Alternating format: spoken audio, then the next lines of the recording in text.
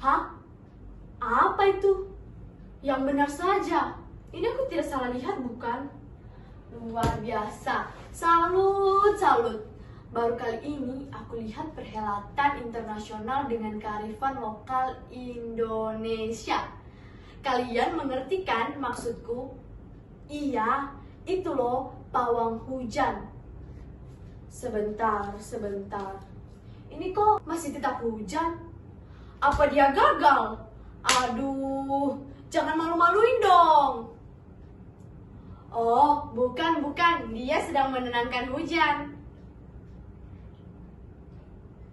Apa kalian pernah melihat pawang hujan beraksi?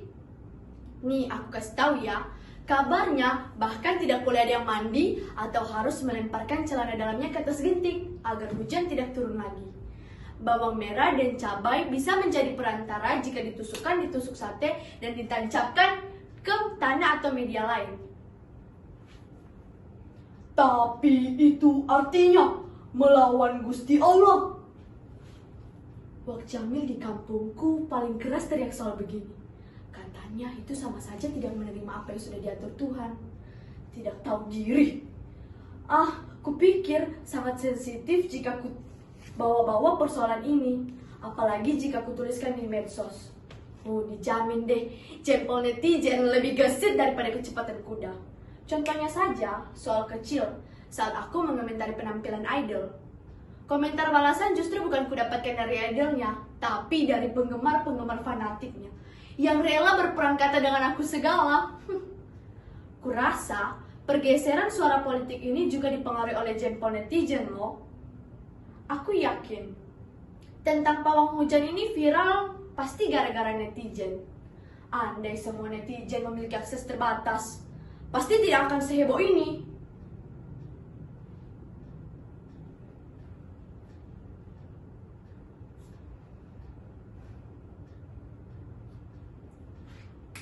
Aku ingat sesuatu. Ini bukan tentang penghentian hujan, tapi sebaliknya. Suatu hari di perkampungan nenekku, kemarau betah menyambangi. Penduduk di sana sudah mulai gelisah dengan cuaca panas. Persediaan makanan yang mulai menipis, sawah ladang mulai kekeringan. Nenek bilang, biasanya ada upacara jika keadaan mulai menggelisahkan seperti ini. Penduduk di sana mayoritas petani. Wajar dong kalau mereka menggantungkan penghasilan dari hasil tani. Bisa bayangkan bukan, apa jadinya jika panen melulu gagal sementara kebutuhan hidup terus mendesak?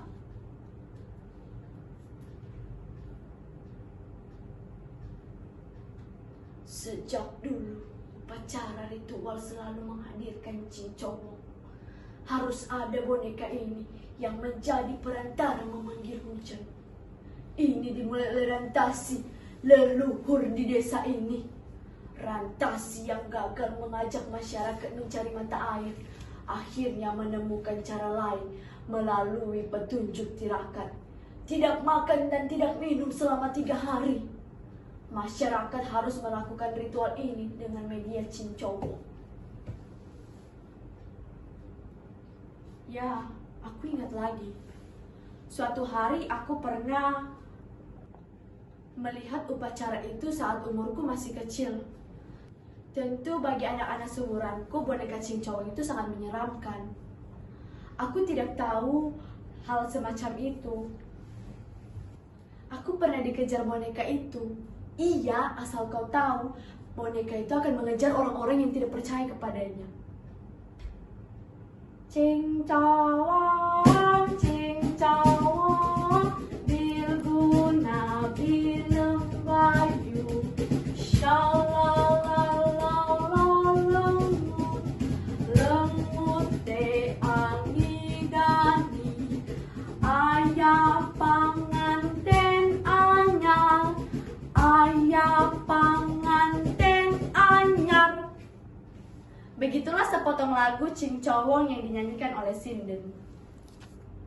Menurut teori, mendengarkan musik juga mempengaruhi kesehatan kawan. Kesehatan fisik dan mental. Pikiran bisa jadi tenang dan energi bisa tersalurkan ke dalam tubuh. Musik yang didengar pun dalam ritual itu sangat menarik. Ada perasaan yang berbeda seperti di dunia lain. Sementara itu Ibu Nawita tampak olehku berada di tengah lapangan. Dia sambil memegang boneka Cincowong memasuki tempat ritual tersebut. Di tikar tersedia sesajen, telur asin, dan banyak persembahan lainnya yang tidak aku ingat lagi. Begini kira-kira gerakan Ibu Nawita saat berjalan melewati Anataraji. Dia berkelilingi dengan 2 orang di belakangnya mengelilingi sebanyak 3 kali.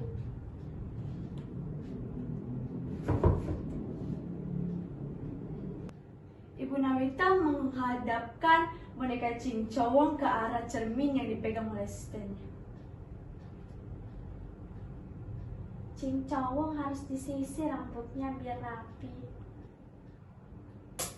Bidadari lagi teka, bidadari lagi teka, jak ranti kami cunjang kami loko, pajulo julo temu bumring mandi loko.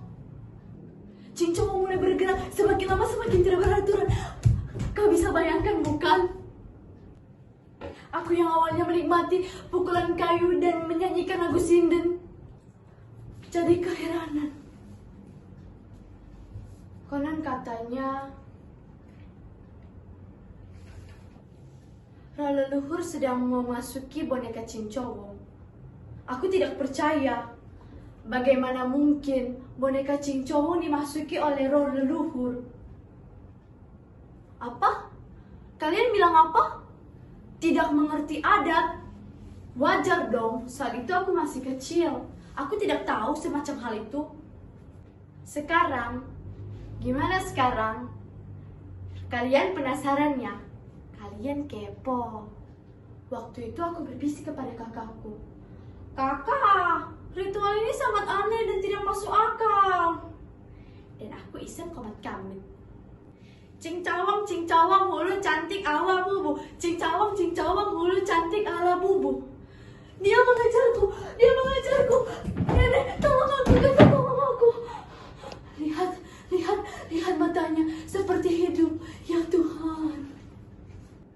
Aku seperti bisa mendengarkan boneka Cincowong itu berbicara kepada aku.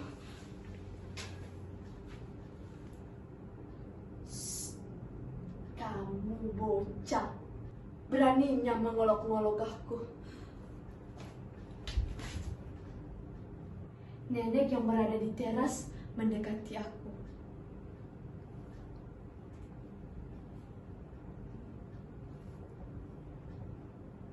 Kamu bicara apa tadi?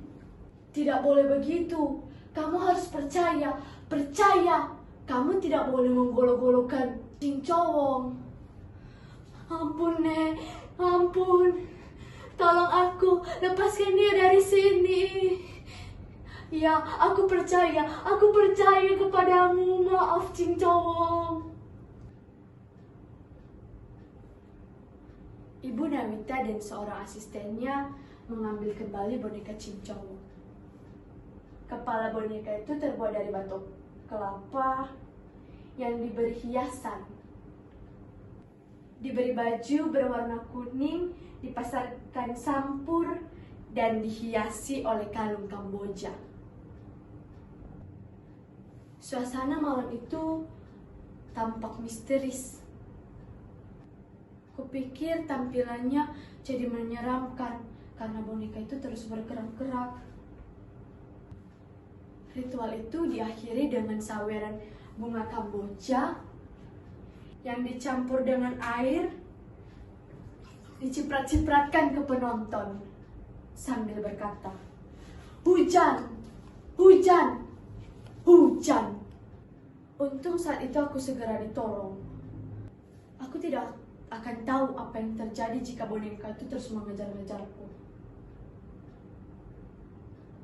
Sejak saat itu, tampak bagiku tidak masuk akal. Benar, kita memang harus percaya Tuhan. Namun bagaimanapun ada makhluk lain dari dunia yang berbeda, tapi sama-sama diciptakan Tuhan. kita kembali membahas perempuan di TV ini saja. Kalian lihat bokor itu.